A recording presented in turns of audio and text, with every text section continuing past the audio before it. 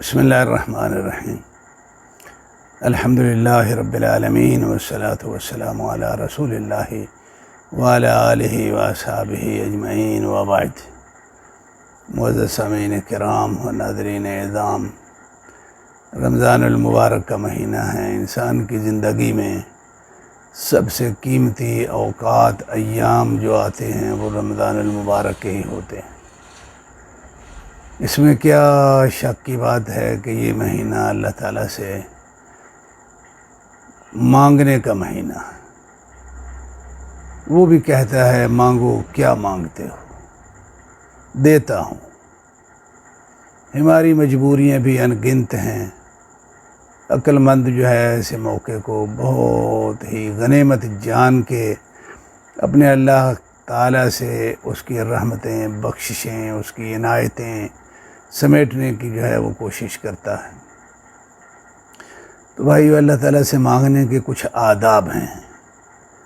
میں امید کروں گا کہ آپ اس بات کو اچھی طرح سنجیدگی سے سمجھنے کی کوشش کریں گے۔ دیتا تو وہ بغیر مانگے بھی ہے، دیتا تو وہ سادہ سی دعا کر چھوڑیں پھر بھی وہ دیتا ہے، لیکن اللہ تعالیٰ کی رحمتوں کے اور عنایتوں کے بہت ہی قیمتی کچھ ایسے دروازے ہیں جو تب کھلتے ہیں جب اس سے مانگنے کے کچھ آداب پورے کیے جائیں۔ یہ بھی ایک اٹل حقیقت ہے۔ اللہ کے رسول صلی اللہ علیہ وسلم کی ایک حدیث مبارک وہ میں آپ کو پڑھ کے سناتا ہوں۔ صحیح مسلم کی یہ روایت ہے، 476 نمبر روایت ہے۔ عبداللہ ابن ابی اوفا رضی اللہ سبحانہ و تعالی اس کے جو ہے نا وہ راوی ہیں۔ وہ بیان فرماتے ہیں کہ کان رسول اللہ صلی اللہ علیہ وسلم یدعو بہذا الدعاء، اللہ کے رسول صلی اللہ علیہ وسلم یہ دعا مانگا کرتے تھے۔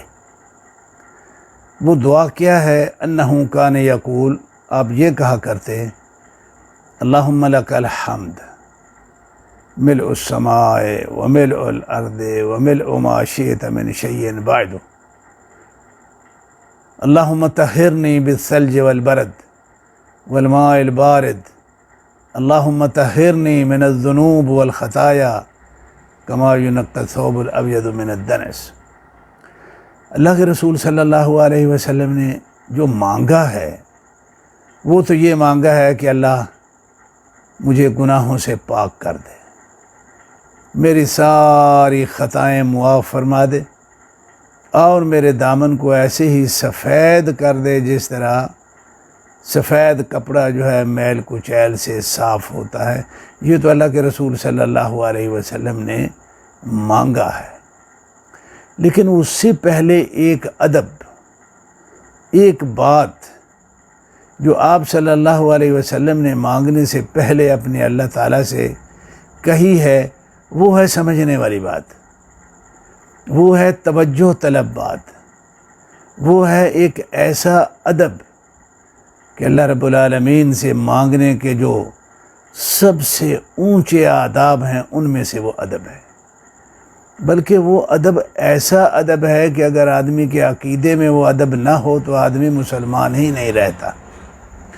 تو اس ادب کو سمجھنے کی کوشش کیجئے، وہ میں سمجھانے کی کوشش کرتا ہوں۔ آپ نے فرمایا اللہم لک الحمد، اللہ، عموماً ہم جو ترجمہ کرتے ہیں وہ یہی کرتے ہیں کہ اے اللہ میں تیری حمد و ثنا بیان کرتا ہوں۔ بھائی اس کا مطلب اتنا نہیں ہے۔ الحمد کا جو لفظ ہے، اصل میں اس لفظ کا جو مکمل معنی ہے وہ یہ ہے کہ سب سے پہلے اس میں ایک اعتراف ہے کہ اللہ میں یہ اعتراف کرتا ہوں کہ مجھ پہ جتنی بھی نعمتیں ہیں اس سے پہلے تو نے عطا فرمائی ہیں، وہ تو نے عطا فرمائی ہیں، کسی اور نے نہیں دی ہیں۔ یہ وہ اعتراف ہے جس اعتراف کو ربوبیت کہا جاتا ہے، اور یہی وہ اعتراف ہے جس کا قبر کے سوالوں میں سب سے پہلا سوال ہے من ربک، تو رب کس کو سمجھتا رہا؟ جو تجھ پہ دنیا میں جو کچھ تجھے ملا وہ کس نے دیا تجھے؟ کیا عقیدہ تھا تیرا زندگی میں؟ کیا عقیدہ ہے؟ کس عقیدے سے تو وہ لیتا رہا، خرچ کرتا رہا اور جیتا رہا؟ کس نے دیا تھا تجھے؟ تو یہ الحمد کا سب سے بڑا جو ہے وہ معنی ہے۔ اس کے ساتھ دوسرا جو اس کے ساتھ ہی اس کے لوازمات میں سے ہے وہ یہ ہے کہ اے اللہ میں شکر بھی تیرا ہی ادا کرتا ہوں۔ جب نعمتیں اسی کی ہیں تو شکریہ بھی اسی کا ہی ادا کرنا ہے نا۔ یہ دوسرا جز ہے الحمد کا۔ اور تیسرا جز جس کو عموماً ہم اس طرح ترجمہ کرتے ہیں کہ یا اللہ تمام تعریفوں کے لائق تیری ذات ہے۔ تو یہ تینوں معانی جو ہیں یہ آپس میں ملے ہوئے ہیں۔ جب آدمی جو ہے نا الحمد کہتا ہے، الحمدللہ، تو وہ یہ کہہ رہا ہوتا ہے کہ اے اللہ میں یہ اعتراف کرتا ہوں کہ مجھ پہ جتنی بھی نعمتیں ہیں وہ ساری کی ساری صرف اور صرف تیری عطا کردہ ہیں، کسی اور کی نہیں، اور شکریہ بھی میں تیرا ہی ادا کرتا ہوں، کسی اور کا نہیں۔ اور ایسے جذبات کے ساتھ میں بیان کر رہا ہوں کہ میرے جذبات میں تیرے بارے میں بہت ہی خوبصورت قسم کی تعریفیں بھی ہیں، حمدیں بھی ہیں، ثنائیں بھی ہیں، تیری کبریائی بھی ہے، تیری بڑائی بھی ہے، تیری عنایتیں بھی ہیں۔ یہ ساری چیزیں میرے جذبات میں بھری ہوئی ہیں، اور ان جذبات کے ساتھ میں اعتراف کر رہا ہوں کہ اللہ میرے پاس جو کچھ بھی ہے تو نے دیا ہے، کسی اور نے نہیں دیا۔ یہ ہے الحمد۔ اب اس کے بعد جو اللہ کے رسول صلی اللہ علیہ وسلم نے فرمایا وہ بڑا قابل غور ہے۔ الحمد کتنی، یہ بھی ایک مسئلہ ہے۔ الحمد تو بیان کر دی، لیکن کتنی کی؟ ہم بھی اپنی زبان سے جو ہے نا الحمد کو کسی نہ کسی پیمانے کے ساتھ جو ہے نا وہ بیان کرنے کی کوشش کرتے ہیں۔ یا اللہ تیرا لاکھ لاکھ شکر ہے، یا اللہ تیری اتنی رحمتیں ہیں، یا اللہ تیرے کروڑ ہا شکر ہیں، کروڑ ہا تیری رحمتیں ہیں وغیرہ۔ لیکن اللہ کے رسول صلی اللہ علیہ وسلم نے جو اس اعتراف حمد کا، اعتراف نعمت کا اور اس پہ شکریہ کا اور بڑی ہی تعریفات سے لبریز جذبات کے لیے جو پیمانہ استعمال کیا وہ یہ کیا ملء السماوات و ملء الارض و ملء ما شئت من شیء بعد، کہ یا اللہ یہ میں اتنا کر رہا ہوں کہ جیسے تیرے آسمان بھر جائیں، تیری زمین بھر جائے، تیرے زمین اور آسمان کے علاوہ بھی اگر کوئی خالی جگہ ہے تو وہ ساری بھر جائے، اتنی بھر کے میں یہ تیری حمد یعنی اعتراف نعمت اور شکریہ کے جو ہے نا وہ جذبات اور حمد و ثناء اور ان گنت ثناؤں اور تعریفوں سے بھرے ہوئے جذبات کے ساتھ یہ میں جو ہے نا وہ کہہ رہا ہوں۔ تو یہ تمہید ہے، یہ وہ ادب ہے جو اللہ کے رسول صلی اللہ علیہ وسلم نے یہاں پہ جس کو جو ہے نا وہ استعمال کیا۔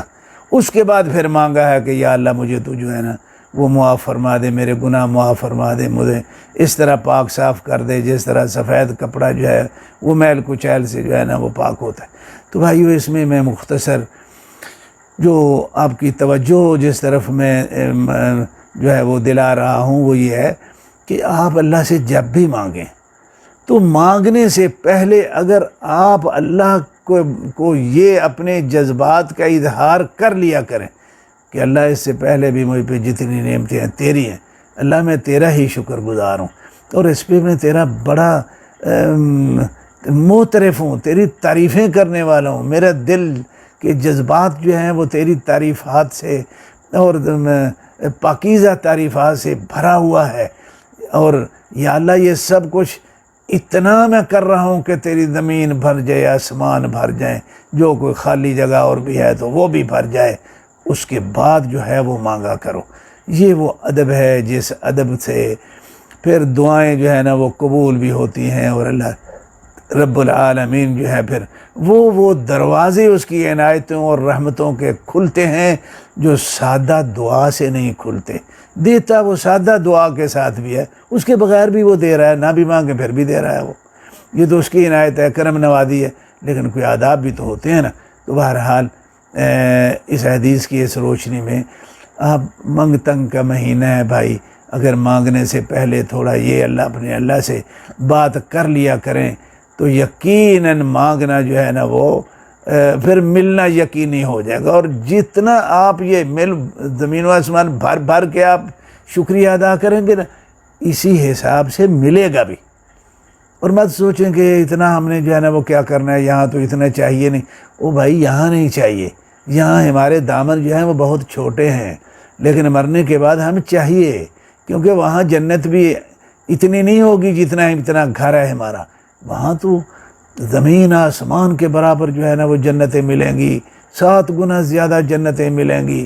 وہ کیسے ملیں گی؟ وہ انہی تعریفات سے، جس طرح ملء السماوات وملء الارض وملء ما شئت من شیء بعدو کے جذبات سے آپ بات کر رہے ہیں، تو پھر اللہ دے گا بھی تو اسی حساب سے نا۔ تو بس اپنی دعاؤں میں ذرا یہ تمہید جو ہے وہ یاد کر لیا کیجیے، اور میرے لیے بھی کوئی نہ کوئی دعا کر دیجیے، ایک ہی دعا کر دیجیے کہ اللہ جو ہے وہ معاف فرمائے اور بغیر حساب کے جنت کا حقدار بنا دے۔ السلام علیکم ورحمۃ اللہ وبرکاتہ۔